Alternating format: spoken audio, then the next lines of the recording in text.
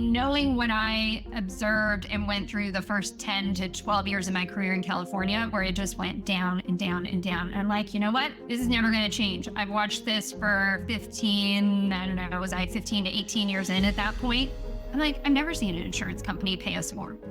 Why is that the way I'm going to keep approaching my business? I'm like, I'm done. Because I was like, either we have to start seeing more patients per hour, because we were still seeing one an hour at that point, or we have to go out of networks. We have to make more for what we do.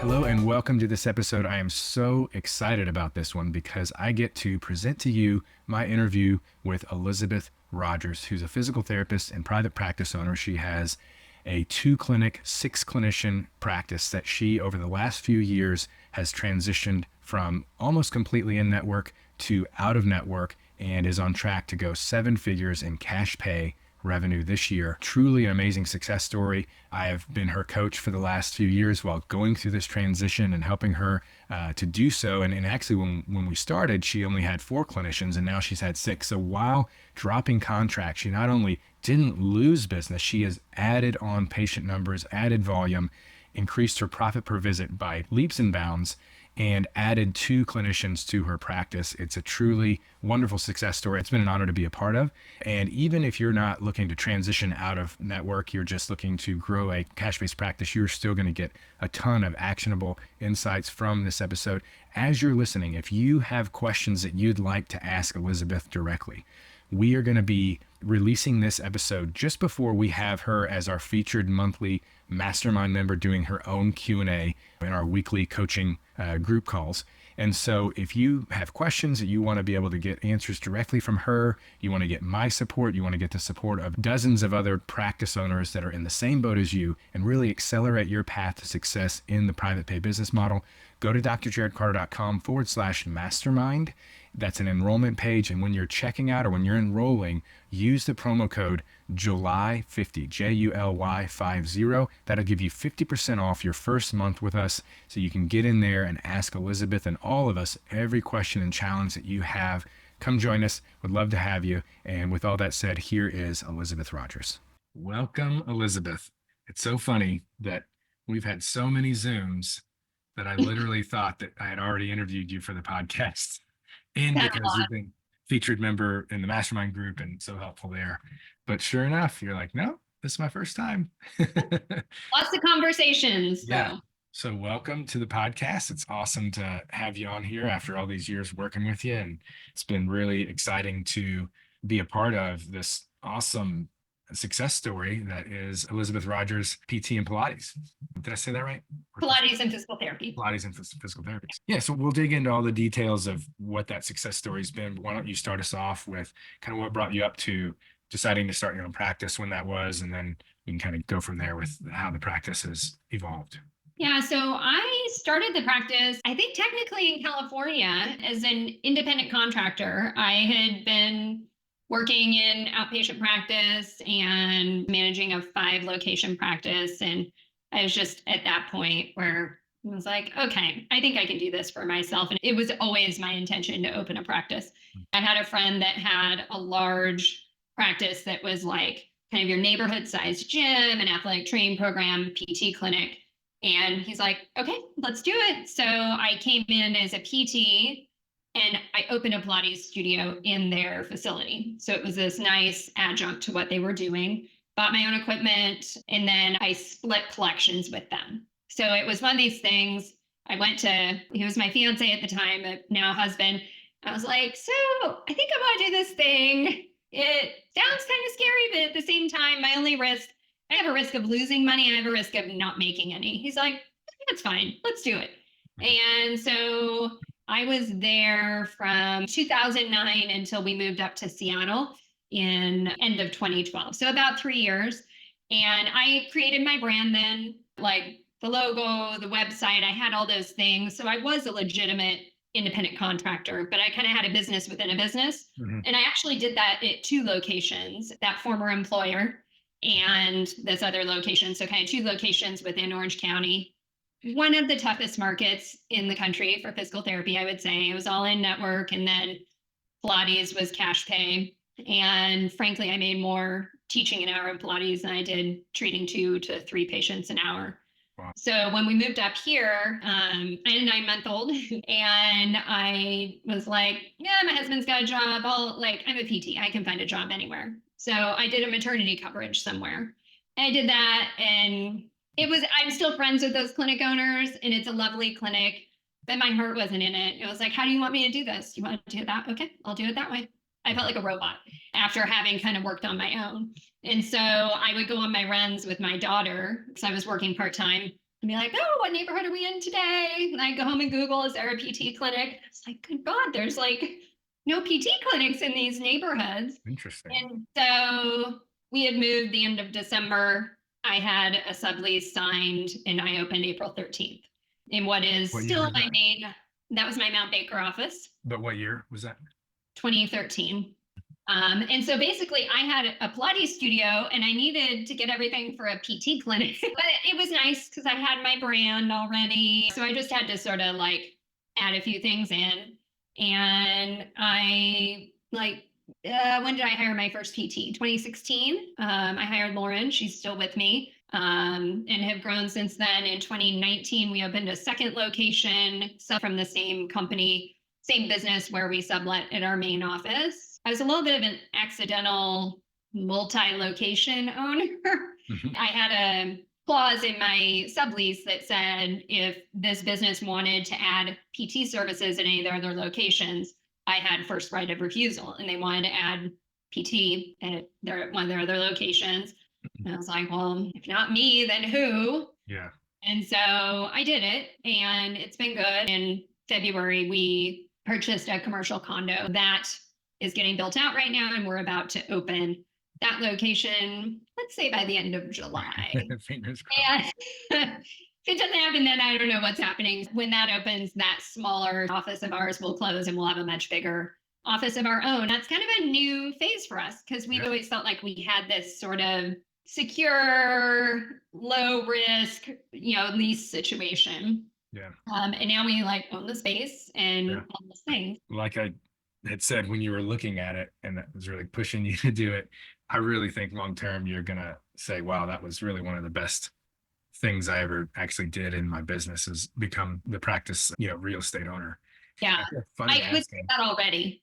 I would say that already because when I went into it, I was like telling my husband, I'm like, okay, from what I can tell, this is going to be 3 tight years. It doesn't feel like we're house poor again. And it's not. It's not. And I'm still paying a lease at my other office. Yeah. It's fine. Yeah, that's awesome. So, there's a lot of great growth lately we'll get into here. And I feel funny asking you all these questions I know the answers to, but I have to remind myself, got all these people listening. So let's kind of go back, and I'll ask the question, when you started in 2013, did you immediately go and network with most major payers, just a few? What was your in versus out of network status? I guess even then I was a hybrid clinic, to be fair. So I had come from, like I said, one of the most challenging competitive PT markets in the country. I automatically got like a 40% raise moving to Washington just because of reimbursement rates. And I did not contract with Medicare. I wanted to sleep easy at night. I didn't want to deal with that oversight. Not that I'm not compliant, but just that feeling of I did everything right and they could still come in and find something wrong. Yeah. So I never contracted with Medicare. At the time, you couldn't get an Aetna contract in this market without going through like a big group of some kind. So I never contracted with Aetna, and I have never done business with United Healthcare since I've been here because, well, we all know United Healthcare. So it's different than some places. Like there's just a handful of contracts. It's literally like I had 4 or 5 contracts max. And that's everything. I did do work comp. And in this state, it does actually pay pretty well. Yeah. So I've always had some self-pay. I've always had, but it was like 10% maybe. I've always had the cash pay Pilates. And I've always had I previously had a big chunk of in-network. So is roughly 90% in network in the Yeah. beginning. And then as far as PT services, Yeah. Pilates is always cash pay.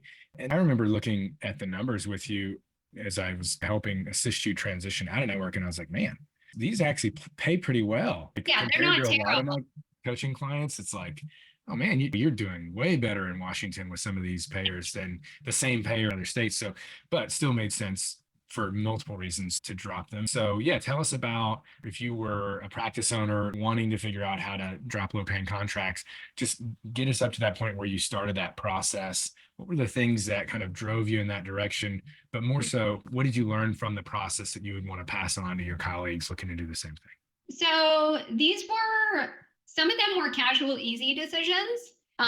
But a lot of it was a really intentional team decision too. I had to make sure, because at the time I had what, 4 or 5 PTs. So I knew I couldn't make these changes without them being on board, because it would just fail. And so it actually started very innocently with Washington State Work Comp came out with this new like progress report form crap that people had to fill out. And that was like fall of 2019. I came to my team and it was like 7% of our patient visits. It's like, so there's this form. Are we learning how to do this, or are we done with work comp? Like, we're done with work comp. We want nothing to do with that form. I'm like, okay, so we dropped work comp. And then And I know that it might be different for private payers, or maybe it's not. What was that process? What was that process like for you in Washington, dropping that work comp? I don't remember, Jerry. It was, I believe, I mean, it was way simpler than any commercial payer. I think we did some sort of termination with them. We had to finish out care for the handful of people we had, but I think we just told them we were done. It was very simple compared to many others. Yeah. So that was like October. And then I got serious looking at, I could just feel the way things were going, both with my own numbers, which were still quite good, and knowing what I observed and went through the first 10 to 12 years of my career in California, where it just went down and down and down. And I'm like, you know what? This is never going to change. I've watched this for 15, I don't know, was I 15 to 18 years in at that point? I'm like, I've never seen an insurance company pay us more. Mhm. Why is that the way I'm going to keep approaching my business? I'm like, I'm done. Because I was like, either we have to start seeing more patients per hour, because we were still seeing 1 an hour at that point, or we have to go out of networks. We have to make more for what we do. And the other thing that pushed me over the edge, I was fortunate, not everyone's in this position. I was fortunate I did not have student loans. So that's a different experience as a PT than a lot of our PTs coming out now with hundreds of thousands of dollars in debt. And I had one PT in particular that works for me. And she really kind of put it out there in front of me of like how hard it is and how large her loan payments are. And she's single. And I was like, this is ridiculous. She has to make more. She needs to be able to pay for, a mortgage of some kind, nothing extravagant, but she should be able, as a single person, professional with a doctorate, to be able to pay her loans and purchase a home. These people need to be making 6 figures. If they're working full time with a full schedule, they need to make 6 figures. So I started looking at my reimbursement for the various, which I had never really paid a lot of attention to, if I'm being honest. I was like, Cigna is very, very low. So I was like, nope. And I really started to look more closely at our cost per visit to deliver care. I was like, no, this is not a profit margin that I'm okay with. And so I gave notice to them, and that was 2020, I think. So the pandemic had hit, and I had like my kid and a couple others here on Tuesdays. And I was like, how am I going to keep my sanity? And so I joined the mastermind, and I started, that was my Tuesday. Like, they were in school all over my house online, and I would hop on those calls. And it was right when I had dropped that contract, and it didn't go so smoothly. I did everything I was supposed to. It was like a 60-day notice. I notified clients, all that stuff. But it took me 6 months to get Cigna to pay a claim out of network. They kept paying my claims in network. And I was this close to saying, okay, we can't bill them. And I finally, they finally figured it out. But at that point, we had already started dropping other contracts. it sort of became like a runaway train. And I guess what I didn't say was I went to my team and I was like, here's the deal. We can either stay in network and we need to start looking at how we're going to see 2 or 3 patients an hour, or we can go out of network. And so they were like, yeah, no, we don't want to do 2 to 3 patients an hour. And we also had a robust public health program. And that can't be done in 20 minutes or 30 minutes. Like, come on. And so they were all on board. Like, yep, let's do it. So at that point, I was fully engrossed in the mastermind. And so I had learned a lot from you in terms of which contract next, all of that, and choosing. And so we did a couple more small contracts over the summer, basically one at a time. And then I think we dropped our first big contract in August of 2020, which was like 25% of our patient volume. And it was fine. The other thing that drove this, we had a 4-month wait list. And I knew that wasn't helpful to anyone, not to our patients. It was stressful for our providers because we want to help everyone and we weren't getting to them fast enough, all of that. So by September, we had all but one contract dropped. And in I think October, I gave that contract notice. And that was a long notice. It was 120-day notice. And that was our Regents contract. And that was, it was another like 25 to 30% of our volume, another scary one. So that one didn't end until February of 2021. And it was right around, I think it was in December. I was like, Jarod, I need one-on-one coaching. I was like, this is a lot. We've like jumped off a cliff here with no contracts. I need help. And so then we started the group coaching basically the end of 2020. And you took me through the process with one-on-one coaching of dropping all the contracts. And then I remember each of those pretty well. And I was like, well, yeah, I think we were already doing the one-on-one. Yeah. And which I don't really do much anymore, just for those. I've been able to get just amazing things done in the group. Now, I'll tell you after this, there's so many exciting things going on with the research for my kids right now. Like that's really exciting stuff. But for anyone, when she's saying mastermind, if you are interested in checking that out, go to my website / mastermind. It'll take you to the info page. Yep. Yeah. So anyhow, there were a handful of things that I wanted to circle back to that you had mentioned. And one of them was, you'd mentioned like with Cigna, like I was this close to just saying we can't bill them anymore. And I'm sure that kind of perked certain ears up out there who are interested in doing this. Is like, wait a minute, I thought you went out of network. What do you mean bill them? And obviously there's in-network billing, there's out-of-network billing, and then there's just like, hey, here's your self-claim, your super bill. Yep. It's on you if you want to deal with it. So for those who are not as familiar with those different options, can you just give your take on it and how you decided which insurances you would still bill on their behalf versus which you were saying like, hey, here's your super bill? Yeah, so we are in a market which we've already talked about is very unique. It actually pays well in network. We also are unique because a lot of our insureds have really good out-of-network benefits. And out-of-network benefits are highly variable by region, by insurance company.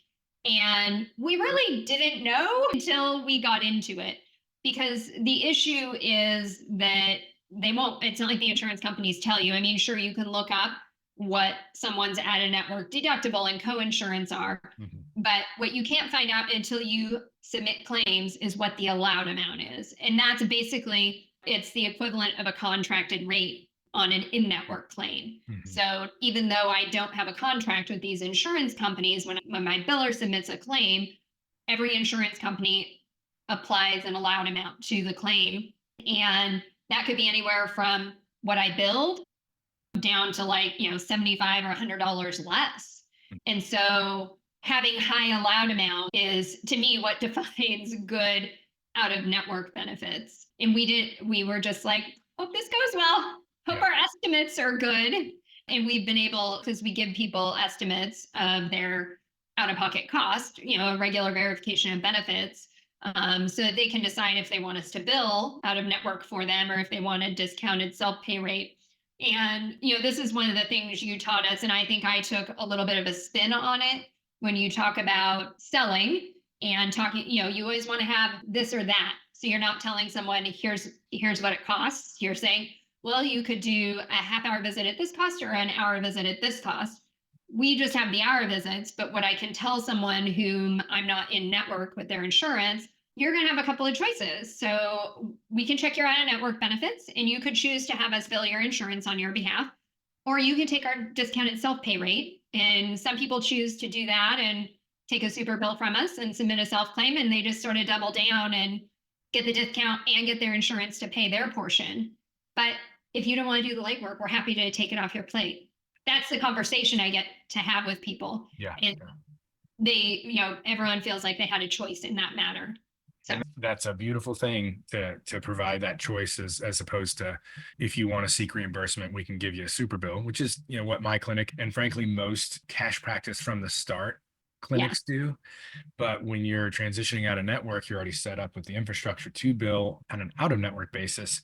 When it pays well, if you're in a market like yours, it can really pay, because some of yours are actually billed. They provide, they're very close to our bill rate. like very close to it. I think, didn't you say along the way, one or two payers, if someone said, bill my insurance, you were making $220 for an hour? Well, if we, here's the deal. Remember, if we bill someone's insurance out of network, we get what we pay. It's just a matter of, is there, because there, what do you mean you get what you pay? sorry, we get what we bill, because Okay, yeah. anything that's outside the allowed amount, the patient has to pick up.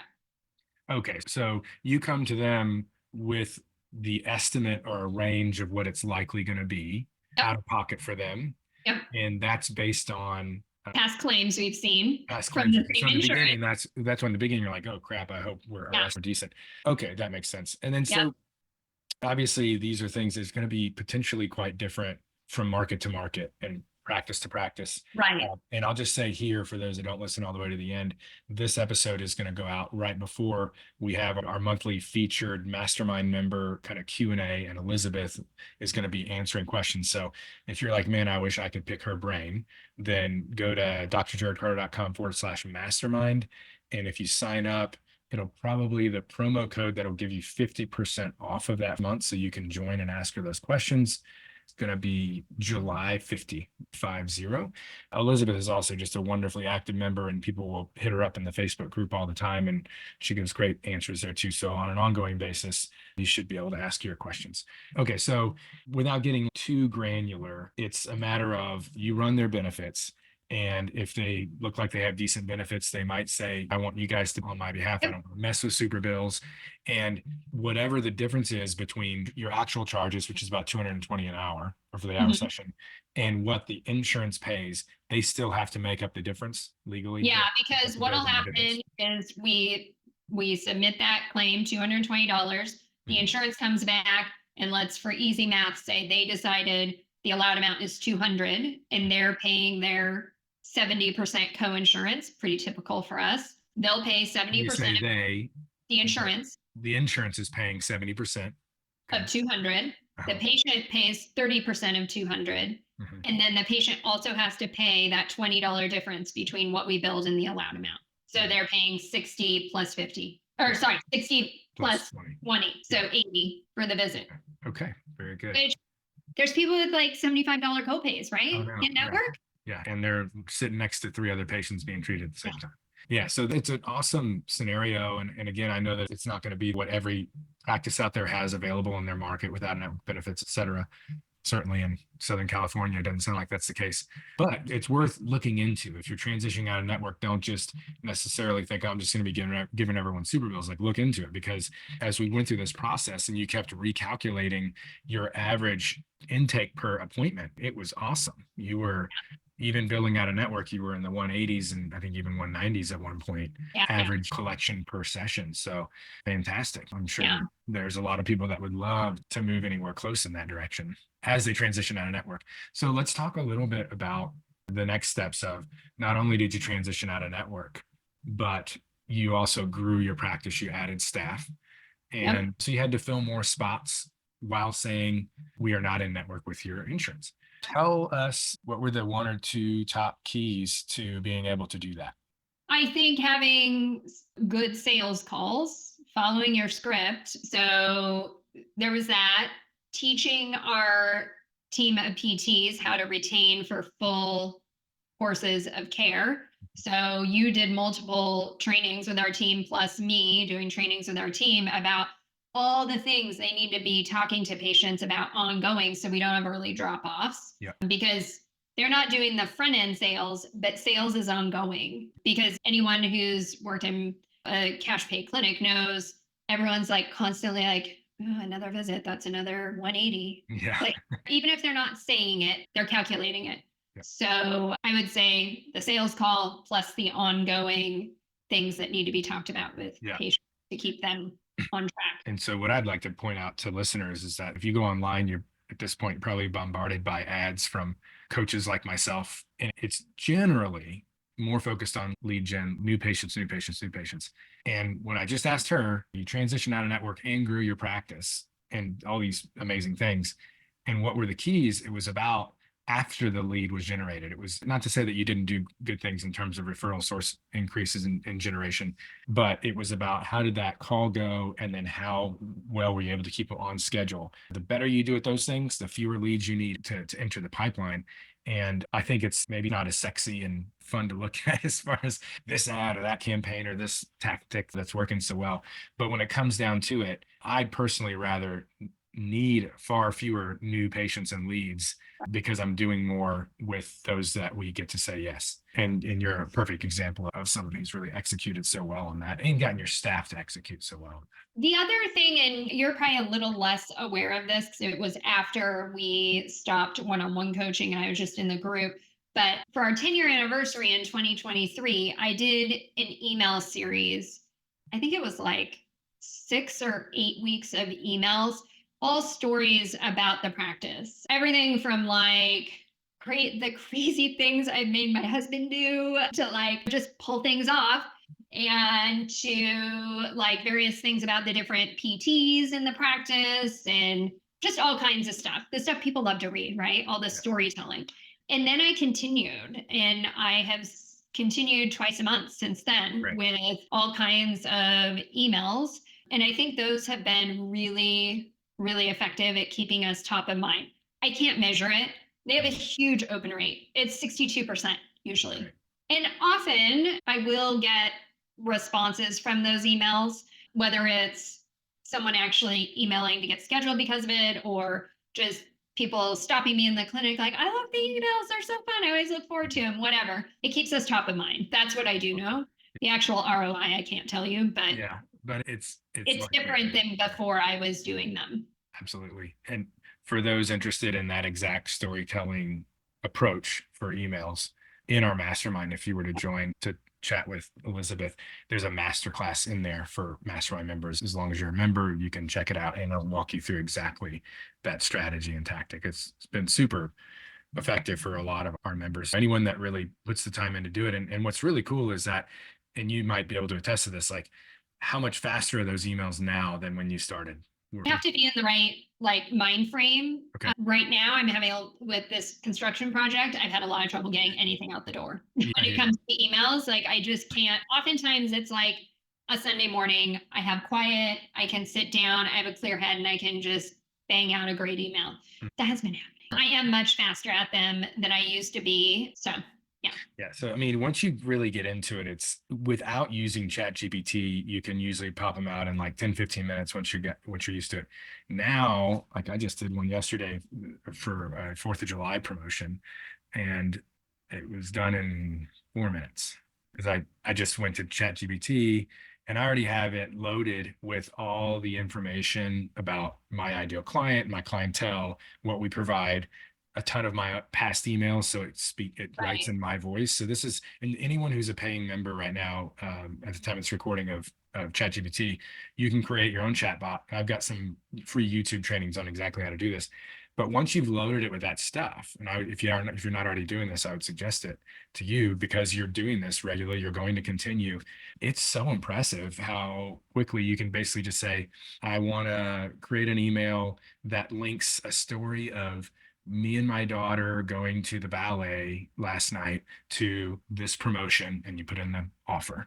And then it just weaves this story together and you can just quickly edit it how you want to, and boom, it's done. It's incredible. So it's not just about like marketing style emails. It's literally knows how to do story-based emails the way I teach it. It's incredible.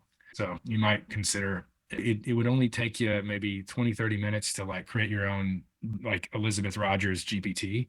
Like I've got one that's called like Carter PT copywriter, DRJC copywriter, a few others too for other stuff. But you just create that, put all the info in there, and then you don't have to reprompt it in like big elaborate ways, telling it who it's targeting or whatever. Because otherwise you do. If you're just using regular, Right. you've got to give it good information in the prompt. Yeah. Right. So but anyways, I remember when you were doing the series around your 10-year anniversary and the results that you're getting from that. I'm super pumped that you've been continuing that and just staying on that same frequency. That's key. That's Yeah. awesome. Yeah. And in that time frame, you've added a whole other full-time PT in the last year, right? Yeah, she started full-time in February. She was working part-time under her interim license from like November through February when she got her license. So, but she was someone who had been a student. Well, I want to save some of the details and questions for the Q&A and the mastermind call, but maybe we can round it out with what has having coaching and the support of a group like our Cash Practice Mastermind, kind of what roles have that played in your success in this transition out of network and growth? Well, I think there's like general coaching and then in the group, and then there's you. So I would say what you teach in the mastermind and what I learned also in one-on-one coaching was like critical in going out of network. And people ask me about this all the time. No one seems to move forward with doing it, but like people in my market are like so curious, right? And I'll tell them that it's totally doable with the right training. You can't just go dropping contracts. So it gave me we kind of got all set up and then we went through the process so that I knew how to sell. My team knew how to sell. My front office knew how to sell. If I hadn't done that, we would have failed. We absolutely would have failed. Yeah. And then for me, I've always said that like solo ownership is lonely. And so I think I have found that having a coach and also the group mastermind, it's not so lonely and I get stuff done faster. Like I won't stop having a coach. Like I still have a coach that's outside of PT now for one-on-one, and then I do the group as I'm able because I move a heck of a lot faster. I get the move the needle test done and I'm like checking them off. That wouldn't be happening as fast if I wasn't accountable to someone every week. Yeah. And I mean, speaking of speed, just being, if you're like, oh, I'm not sure what to do or how to do this, to be able to immediately just ask somebody who's done it and coached others. You talk about accelerating the path. And yeah, I mean, there's, like you said, I think that the fear that a lot of established practice owners have about going out of network, it's greater than the fear of, wow, I'm down to $5 profit per visit with all these payers, because there's not a clarity of how to do it, but it exists out there. I mean, the steps do exist in groups like ours. And I think not just knowing how to sell, but also introducing cash pay services of some sort to start to actually get some wins and get some cash flow, some higher profitable, which you already had in your Pilates program. Right. Yeah. And so we didn't have to go through that, but I'm a big fan of saying like, what can we do as we start to look at which contracts are going to be on the chopping block first and how to get your staff on board and everyone on board to make it smooth and successful. You're already out of network with these guys. Instead of just losing every time somebody calls, let's figure that out. Or you could add on this type of service. It's not a covered service. People are used to paying cash for it already. It's already in your wheelhouse. Let's do that. Let's get some cash flow, some wins. And then you've got that kind of buffer like you had with Pilates when you do start dropping. And most of the time you don't see a huge drop off. If you do it right, you don't see a huge drop off clients. But if you were to, and you already have a cash pay service that's got a nice little buffer of cash flow, then it's just not nearly as impactful and risky and make you crap your pants as a business owner. So yeah, the path is out there, guys. If you're listening to this, and I know a lot of folks are listening in who want to start from scratch or already cash pay. Every year I go to PPS and I see a lot of the same people with the same complaints year over year. And I'm like, why don't you pull the trigger? I think a great deal of it is fear and just not knowing how to move forward. And I can tell you that there are ways to move forward in a very low risk manner. Elizabeth is a great example of that. Thank you for sharing your story and the strategies and things that have worked along the way. It's been really fun to do this with you the last few years. It's been fun, that's for sure. We keep on going. All right. Well, thanks again for your time. Of And we'll course. see you when this goes out live. It'll be just a few days before we have our live Q&A with Yep. you as the coach in our mastermind group. You can check that out and see everything you get and join us. drjarodcarter.com/mastermind and use July 50 in the promo codes, whichever of those gives you a 50% discount on your first month. Awesome. We'll see you there. All right. Take care. Thank you. Thanks.